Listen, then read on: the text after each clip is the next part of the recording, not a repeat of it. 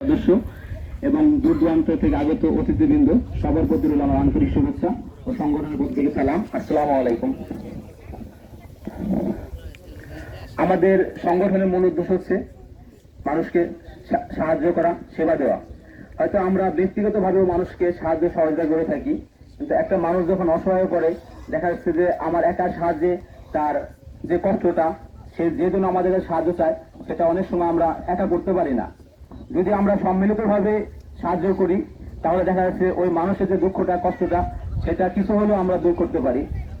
তো এখানে বিশেষভাবে ধন্যবাদ দিতে চাই আজকের অনুষ্ঠানের প্রধান অতিথি নুরুল আলম ভাইকে, 7 নং অম্বিকাপুর ইউনিয়নের চেয়ারম্যান, এবং আমাদের সংগঠনের সকল সদস্যবৃন্দকে। আমরা চেষ্টা করতেছি মানুষকে সাহায্য সহযোগিতা করার জন্য।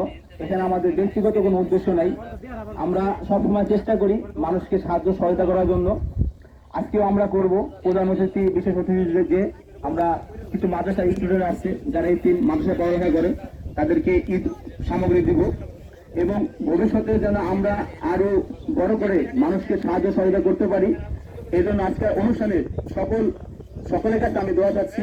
এই বলে আমি আমার সংক্ষিপ্ত কথা শেষ করতেছি। আসসালামু আলাইকুম। আলহামদুলিল্লাহ।